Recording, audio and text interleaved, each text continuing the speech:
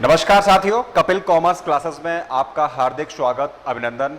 मैं टीएस फौजदार। आज आपके लिए लेके आए हैं हम वही श्रृंखला जो हमने शुरुआत की थी। पहला जो वीडियो आया था वो राजस्थान सर्विस रूल्स। हम बात कर रहे हैं जूनियर अकाउंटेंट की, जूनियर अकाउंटेंट का सेकंड पेपर। और सेकंड पेपर में हम बात की थी, हमने जो लास्ट वीडियो था उसमें हमने बात की थी राजस्थान सर्विस रूल्स के बारे में। हमने वर्ष 2011 में जो आए हुए ओल्ड क्वेश्चन पेपर थे उसका सॉल्यूशन देखा था। आज हम उसी का जो जूनियर अकाउंटेंट का सेकंड पेपर का 6 सब्जेक्ट जो है GF&AR, journal financial and accounting rules, आज उसके वर्ष 2011 के जो 25 क्वेश्चंस हैं उनका सॉल्यूशन आज हम देखने वाले हैं। तो चलिए शुरुआत करते हैं। पहला क्वेश्चन, राज्य का लोक लेखा से आशय।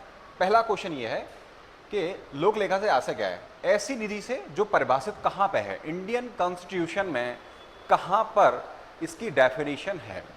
तो आप सब जानते होंगे, नहीं जानते हैं तो ये देखिए, एडिट,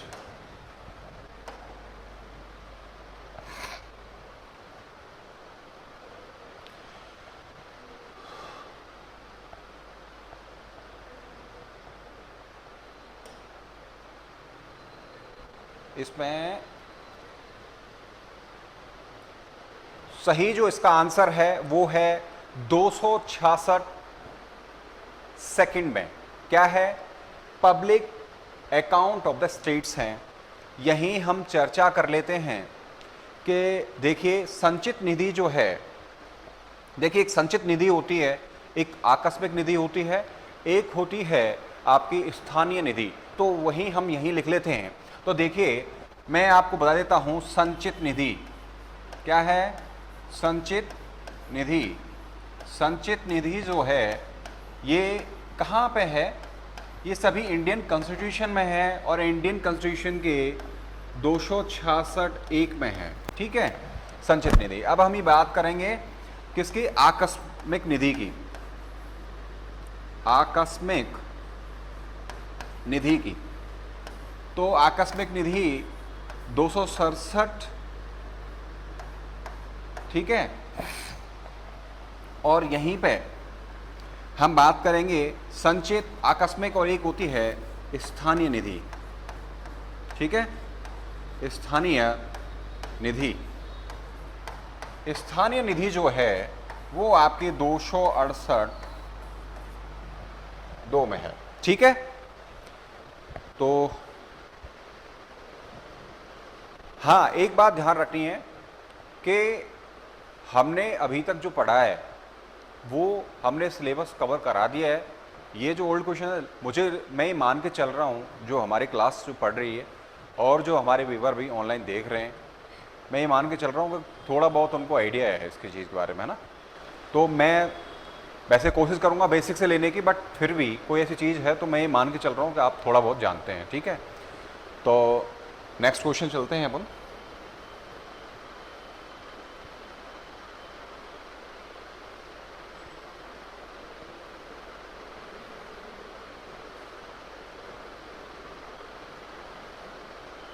देखिए, जो सामान्य वित्तीय लेखा नियम जो हैं उनका हम बात करें, नियम 3ख की बात कर रहे हैं।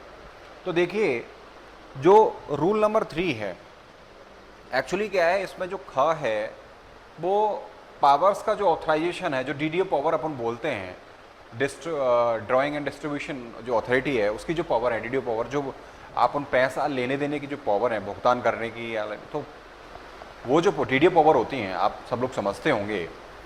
तो डीडीओ पावर को ऑथराइज करने से इसमें होता क्या है,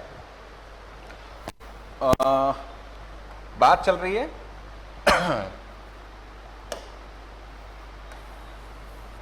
इसकी, ख की।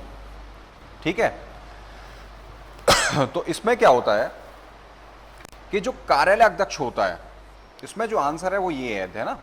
तो मैं इसको थोड़ा सा समझा देता हूं कि इसमें होता क्या है, जैसे जो कोई भी कार्यालय है तो उसका एक अध्यक्ष होता है।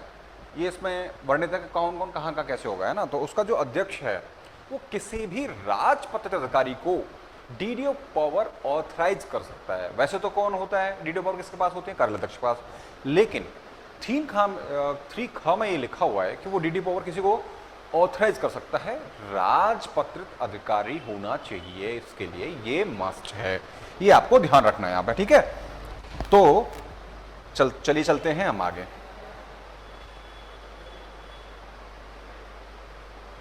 तो देखिए इसमें कुछ नहीं है, जो वित्तीय औचित्य के स्तर पर जो बात की गई है, जो चर्चा की गई है, वो नियम नंबर 10 में चर्चा की गई है, ये आपको ध्यान रखना है। देखो कुछ चीजें ऐसी हैं जो रटनी है अपने को, है ना। हम जब देखिए ये जो सीक्वेंस है, इसमें जो चैप्टर्स दे रखे हैं, रूल्स दे रखे हैं, वो हमें एज इट इज रटने हैं, ये सबको ध्यान है ना, ये अपने को ध्यान रखना है कि वो हमें रटने हैं, ठीक है। और जहां समझने की बात आएगी वहां हम जरूर समझेंगे, मैं बताऊंगा उसके बारे में, ठीक है। चलिए, वित्तीय औचित्य के स्तर की जो वार्ता है, चर्चा है, वो किस में है, नियम नंबर 10 में है, ठीक है। आगे चलते हैं। देखिए नियम नंबर 20 में ये प्रावधान है कि सार्वजनिक दस्तावेज राशि, विभागीय राजस्व, स्टाम्प या संपत्ति की हानि की सूचना। देखो नियम नंबर 20 क्या है, हानियों की रिपोर्ट है। उसमें क्या है कि आपको हानियों की रिपोर्ट जब इतनी हो जाए तो किसको रिपोर्ट करनी है, इस प्रकार की हो जाए, प्राकृतिक आपदा से हो जाए तो किसको रिपोर्ट करनी है, या आपने जैसे निविदा निकाली उसके कारण जो हानि है फिर उसकी रिपोर्ट किसको करनी है, तो ये उसमें दे रखा है पूरा। तो इसकी जो सूचना है, कॉमन बात करें तो अपने क्या देना पड़ता है, ठीक वरिष्ठ अधिकारी और ठीक वरिष्ठ अधिकारी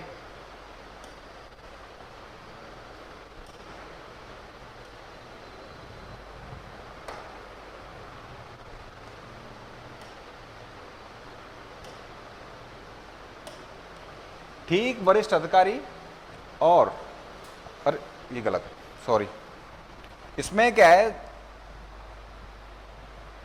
चेंज तो नहीं हो गया, इसमें ड्रॉ,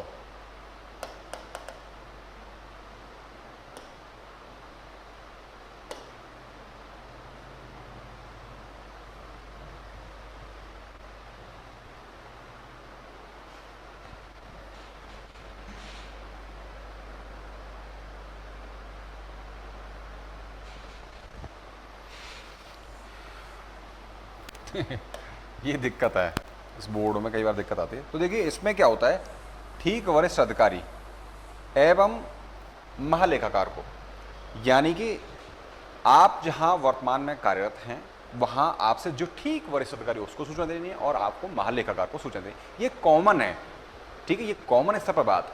यदि हम जहां विभेदीकरण पर चलेंगे तो वहां फिर अलग अलग रूल्स फॉलो होंगे, है ना। ये बिल्कुल कॉमन पूछा है यहाँ से वर्ष 2011 में। अच्छा, मैं एक बात और यहाँ कहना चाहूँगा कि हमारे यहाँ कपिल कॉमर्स क्लासेस में जूनियर अकाउंटेंट के बैच चल रहे हैं, यदि आप चाहें तो हमें ज्वाइन कर सकते हैं, ठीक है।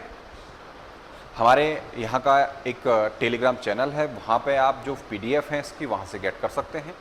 इसके अलावा चलिए चलते हैं हम, ठीक, यहाँ पर तो मैंने बता दिया जो नियम नंबर 20 था वो हानियों की रिपोर्ट से रिलेटेड था। उसकी जो ठीक सूचना जो जाती है हानियों की रिपोर्ट की, वो ठीक वरिष्ठ अधिकारी और मालिकाकार को जाती है, ठीक है। अब हम चलते हैं कि जो 21 है, हानियों की सूचना राज्य सरकार व मालिकाकार को दी जानी चाहिए। तो किस स्थिति में दी जानी, तो ये जब दी जाएगी तो यहाँ पे एक बात होगी कि क्या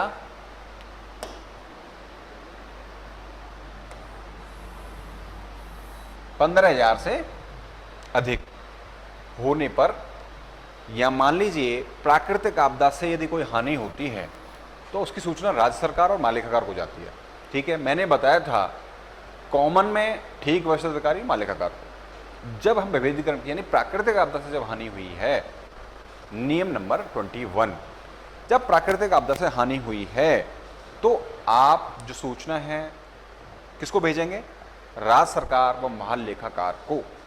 तो महालेखाकार में क्या है, 15,000 से अधिक वाली जो हानियां हैं उनकी सूचना आप भेजेंगे। देखिए नियम नंबर 27 है, उसमें यह है कि विभागाध्यक्ष अपने अधीनस्थ अधिकारियों से मासिक लेखे निर्धारित फॉर्म में प्राप्त करें।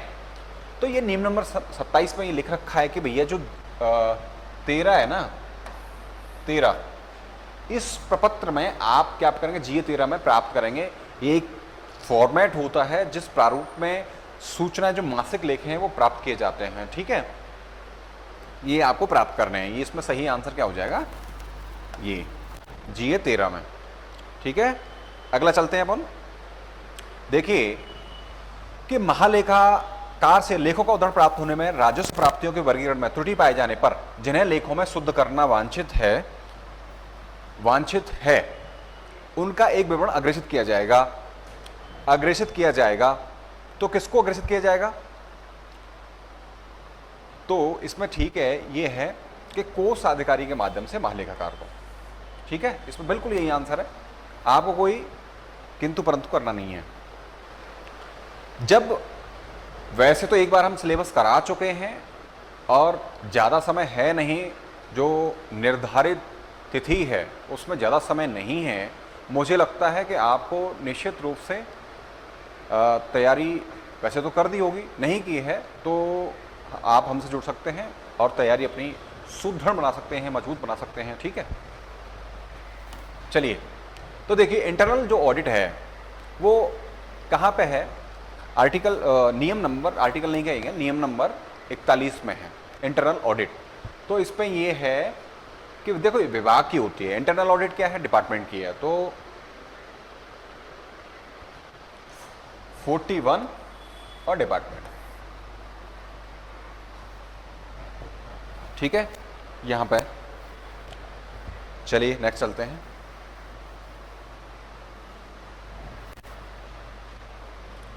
नेक्स्ट है अपना, नेक्स्ट है अपना standard number of the receipts books given GFNR।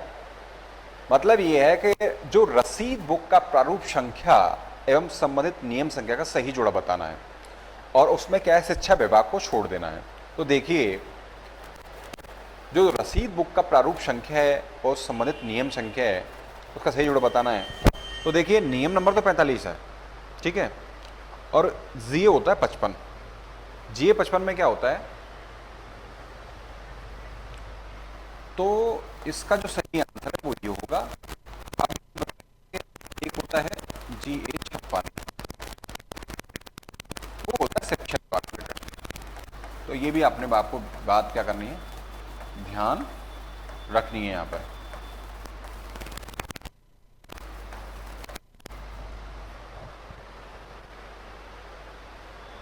देखिए सामान्य वित्तीय एवं लेखा नियम के 50 का प्रावधान संबंधित है। तो नियम नंबर जो 50 है वो किससे रिलेटेड है, बताइए, बताओ। जो नियम नंबर ये है ये किस रिलेटेड हो सकता है, देखिए किसी कार्यालय के नकद शेष का सत्यापन से, गैर सरकारी राशि के लेन देन से, नगद राशि को बैंक से लाने, कार्यालय बैंक से ले जाने के लिए सुरक्षा, या नगद राशि की अवरक्षा से रिलेटेड। तो कौन सा इसमें सही आंसर है, ये आपको बताइए। देख के मैंने लिखा है उसको देख के बताओ तुरंत। तो इसमें बताओ क्या हो सकता है,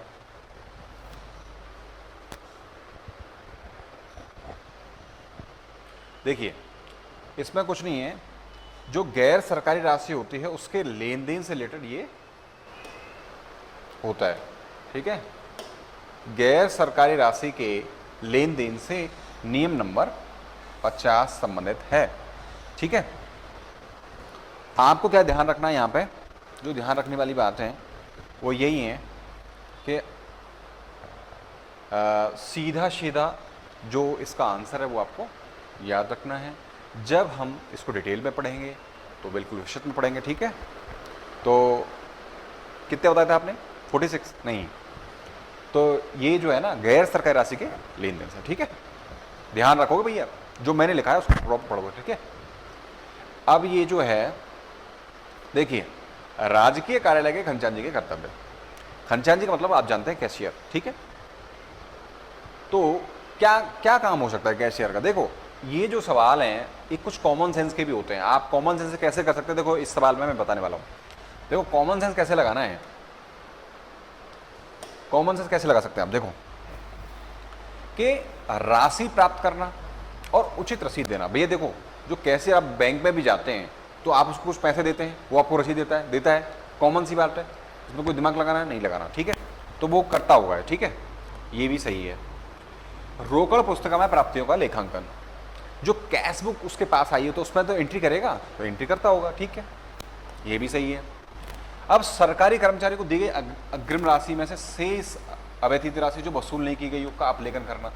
एक बार बताओ, कोई एडवांस राशि है, ठीक है, जो सरकारी कर्मचारी को दी जा चुकी है, मतलब सरकारी कर्मचारी को दे दी, ठीक है, राशि किसी के पास है तो एंट्री कैसे करेगा, क्या कि उसके पास कितनी शेष है, क्या है, नहीं करेगा ना, उसका क्या लेना देना उससे।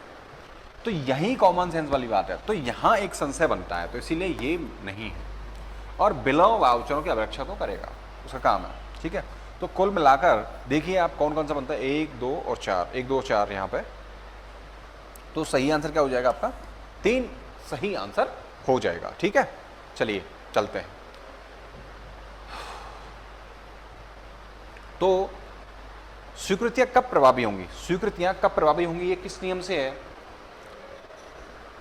स्वीकृतियां कब प्रभावी होंगी,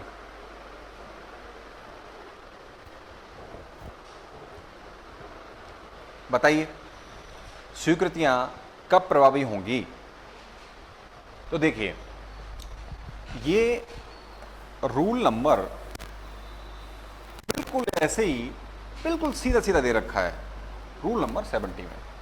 रूल नंबर 70 में ये दे रखा है कि कोई भी स्वीकृति दी है तो वो कब से इफेक्टिव है, मतलब effective sanction has been provided in the date of effect. Sanction जो है, सैंक्शन की डेट ऑफ इफेक्ट क्या होगी, वो रूल नंबर 70 में दे रखी है, आपको ये याद रखना है। सीधे सीधे सवाल हैं, जो लाइन ऊपर वाली है एज इट इज उठा के दी है, कोई मतलब इसमें दिमाग लगाने वाली बात नहीं है। कोई ऐसा, जैसे ऊपर वाला अभी क्वेश्चन बताया था उसमें कहीं दिमाग नहीं लगाना था, नहीं उसमें थोड़ा सा दिमाग लगाना था, बट इसमें कोई दिमाग नहीं, सीधा सीधा पूछा है। अगर आप ऊपर वाली लाइन में पढ़ लेते हैं तो ये बिल्कुल सही जाएगा आपका, ठीक है। देखिए कोष कार्यालय द्वारा जारी चेक वित्तीय वर्ष की समाप्ति के बाद होता है, और सामान्य वित्तीय एवं लेखा नियम से संबंधित नियम कोष कार्यालय द्वारा जारी चेक की विधि मान्यता की अवधि का सही विवरण क्या है। तो देखिए, हाँ मिस्टर बताइए, व्हाट मे बी आंसर। तो देखिए यहां क्या है, ये कोष कार्यालय जो चेक होता है वो वित्तीय वर्ष में वैध होता है, ठीक है। अमूमन जो चेक होते हैं 3 महीने के लिए होते हैं, ठीक है। सामान्य वित्तीय वर्ष से हम लेखा कोष, तो विधि मान्यता की अवधि का सही विवरण क्या है। तो देखिए इसमें जो नियम है वो 74 का और 30 दिन, ये आपको ऐसे कैसे ध्यान रखना है। जब हम नियम 74 पढ़ेंगे तो उसमें बहुत डेप्थ में है ये, मतलब इतना ही नहीं है कि इतना ही नहीं है इसमें, ये तो थोड़ा बड़ा है रूल जो 74 है, इसमें काफ़ी कुछ दे रखा है। यहाँ ये कब फर्स्ट भी आप लगा सकते हो, कब फर्स्ट में ये दे रखा है, ठीक है। उसमें सब दे रखा है कि चेक में क्या है, वो सब परिभाषा वगैरह है ना, ठीक है। तो अभी देखते हैं कि सामान्य वित्तीय एवं लेखा नियम के अनुच्छेद जिस राशि के भुगतान की रसीद पर टिकट अनिवार्य है। तो देखिए इसका जो रूल है ये तो 85 है, 85 रूल में क्या है कि भुगतान की रसीद पर टिकट होना चाहिए, बट कब होना चाहिए, जब उसका जो अमाउंट है वो 5000 से अधिक हो। कितना हो, 5000 से अधिक हो, ठीक है।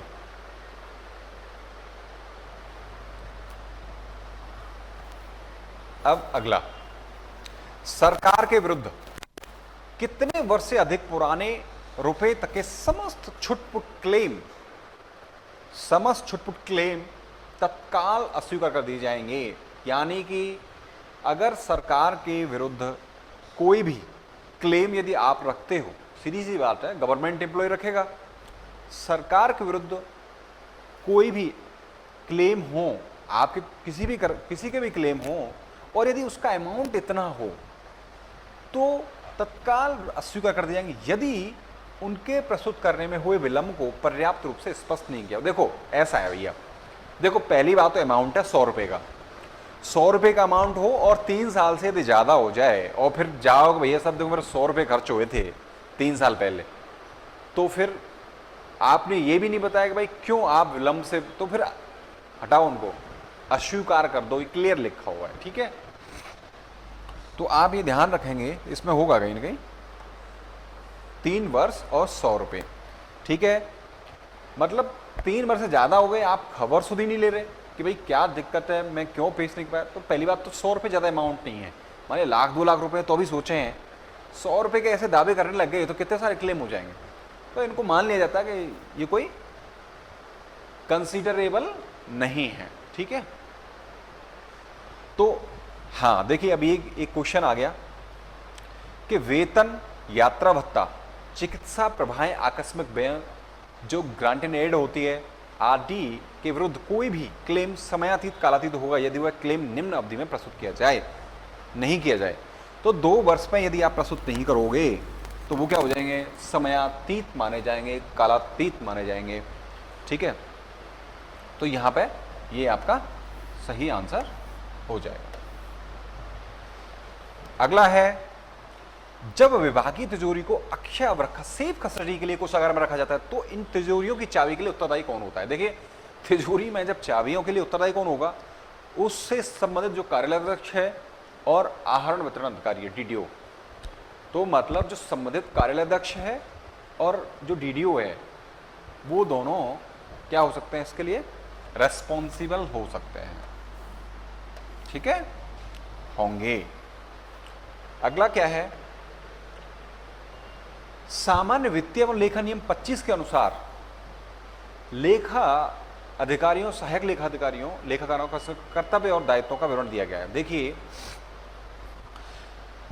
वित्तीय नियंत्रण बनाने के लिए राज्य सरकारें जो लेखा अधिकारियों की नियुक्ति करती हैं, तो जो परिशिष्ट 4 है, वैसे देखो इसका आंसर सीधा सीधा ये होगा है ना यहाँ पे, और यहाँ पे जो परिशिष्ट 4 है इसमें जो RACS है यानी कि राजस्थान लेखा सेवा, RACS जो होती है, राजस्थान अकाउंट सर्विसेज जो होती हैं वो अधिकारी, और इस परिशिष्ट 5 में क्या है, राजस्थान अधीनस्थ लेखा सेवा के अधिकारी के कर्तव्य एवं दायित्व वो यहाँ दे रखे हैं। तो यहाँ पे क्या दे रखा है, राजस्थान अधीनस्थ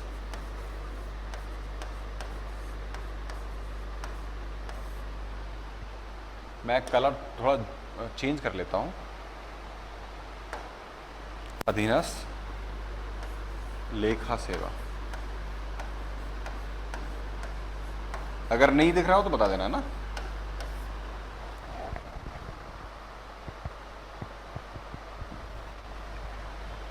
तो यहां आपको जैसे मैं बता देता हूं, परिशिष्ट 4 में मैंने बताया कि राजस्थान लेखा सेवा के अधिकारी, परिशिष्ट 5 में मैंने बताया कि राजस्थान अधीनस्थ लेखा सेवा के अधिकारी, इनके कर्तव्य और दायित्व दे रखे हैं। क्यों नियुक्ति की जाती है विभागों में, राजस्थान सरकार के समस्त विभागों में वित्तीय नियंत्रण को बनाए रखने के लिए इनकी नियुक्ति की जाती है। इनके कर्तव्य और दायित्व जो दे रखे हैं वो परिशिष्ट 4 व 5 में हैं। ये सवाल था, ये इसका आंसर, इसकी डिस्क्रिप्शन है। ठीक है, चलिए चलते हैं। तो देखिए ये रिफंड्स वाला जो चैप्टर है उससे सवाल है। इसमें ये दे रखा है कि जो GF&R का नियम 254 है वो किससे है, जो रिफंड्स हैं उनके क्लासिफिकेशन से है, सैंक्शन ऑफ द रिफंड से है, प्रतिदाय करने की यानी procedure of the refund revenue, और currency of order for refunds. तो देखिए इसमें सीधा सीधा है, फंसना नहीं है।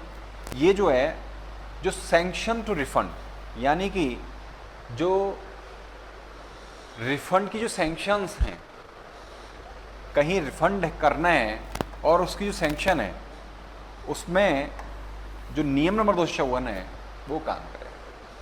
मतलब नियम नंबर 254 में उस चीज़ की प्रक्रिया है कि जो रिफंड सैंक्शन है उसका क्या कैसे प्रक्रिया फॉलो होगी। ठीक है, अगला हम चलते हैं 40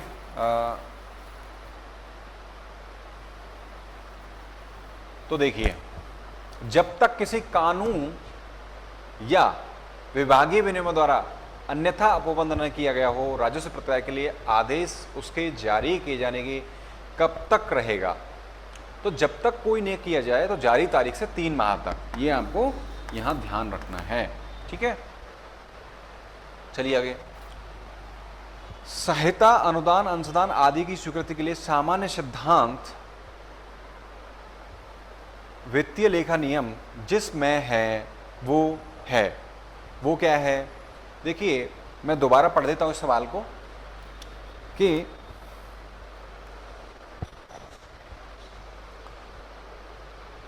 जो general principles of the sections of grant and aid contribution act are क्या है, जो जनरल प्रिंसिपल्स हैं किसके लिए, ग्रांट एंड एड के लिए, और कंट्रीब्यूशन एक्ट इसके लिए जो है वो मुझे जहां तक ध्यान है वो रूल नंबर 280 में है। ठीक है, 280 में है, तो इसमें क्या हो जाएगा 280। ठीक है,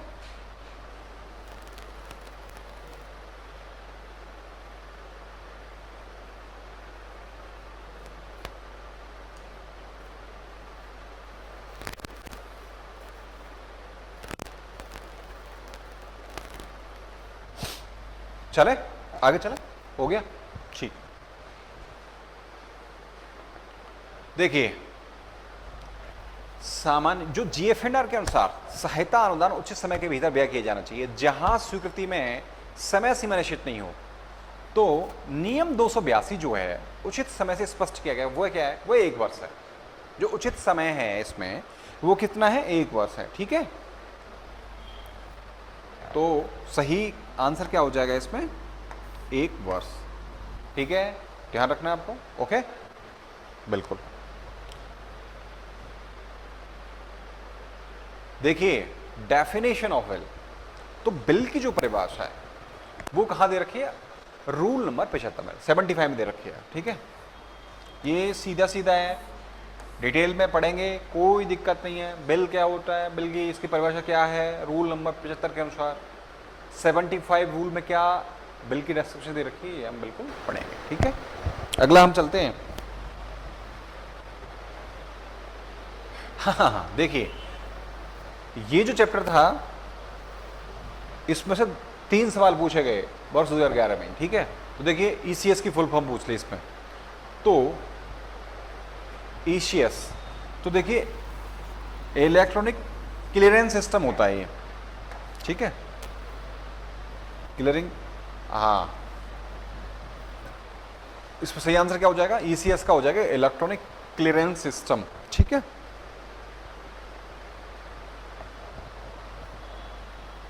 अच्छा, तो आज के सेशन का हमारा जो लास्ट सवाल है वो क्या है, वो नियंत्रक अधिकारी की परिभाषा है। देखिए, इस सवाल में भी लॉजिक है। If you know very well, if you can, मतलब मैं कहता हूं कि यदि आप थोड़ा सा भी क्या कर सकते हैं, विभेद कर सकते हैं, सवाल को डेप्थ में समझेंगे, तो आप उसको बिना पढ़े भी हल कर सकते हैं। देखो इसमें कितना, यदि थोड़ा सा भी आइडिया आपको है, थोड़ा सा भी आइडिया है, तो आप इस सवाल को बिना पढ़े भी कर सकते थे। देखिए कैसे,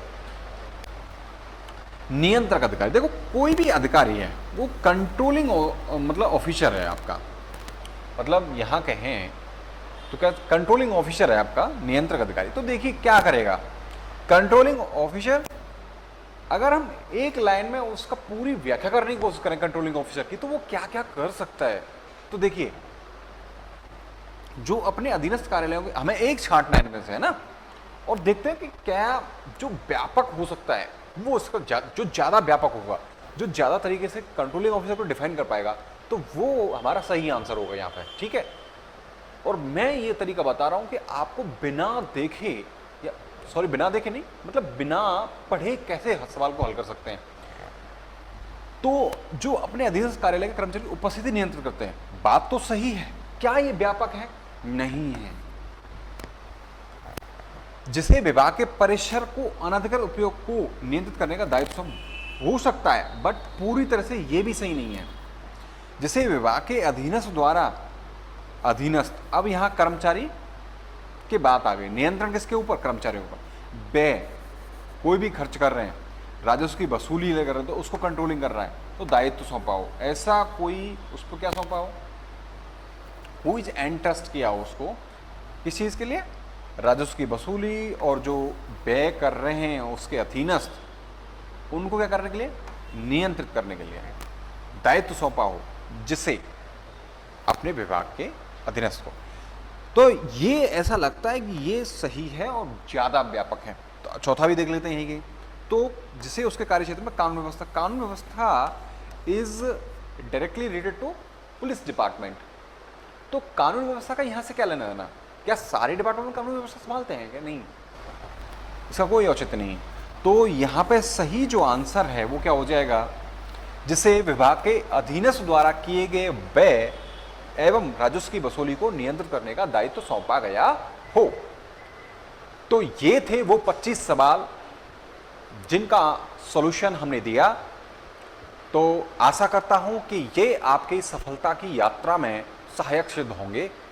तो मेरा जो आपसे अनुरोध रहेगा कि यदि आपने अभी तक आप जूनियर अकाउंटेंट की पात्रता रखते हैं, पात्रता रखने का मतलब आपने सेट दिया हुआ हो, ग्रेजुएशन आपने कंप्लीट कर रखी हो, तो आप इसमें बैठने के लिए पात्र हैं।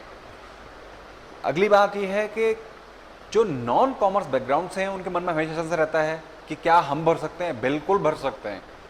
जो नॉन कॉमर्स बैकग्राउंड के हैं अभी तक वो इस जूनियर अकाउंटेंट की भर्ती को दे सकते हैं, बैठ सकते हैं, बशर्ते कि उनकी ग्रेजुएशन कंप्लीट हो या अपीयरिंग में हो लास्ट ईयर, और उन्होंने सेट दे रखा हो ग्रेजुएशन लेवल का। तो ये दो पात्रताएं यदि वो रखते हैं तो तैयारी, अगर आपने अभी भी तैयारी शुरू नहीं की है तो आप जल्दी से जुट जाएं, तैयारी करें। और यदि अकाउंट से रिलेटेड जो नॉन कॉमर्स के बच्चे हैं, यदि उनको अकाउंट से कोई समस्या है, चूँकि कपिल कॉमर्स क्लासेस कॉमर्स में मतलब स्पेशलाइज्ड है, तो कॉमर्स का जो पेपर है, जो सेकंड पेपर है, उसको हम बेहतर तरीके से पढ़ा रहे हैं। यहाँ पे आप हमें ज्वाइन कर सकते हैं निसंदेह। तो आप जो सफलता की यात्रा है उसको सहायक सिद्ध करने में हम आपकी मदद करेंगे। इन्हीं शब्दों के साथ जय हिंद, जय भारत, धन्यवाद, थैंक यू सो मच।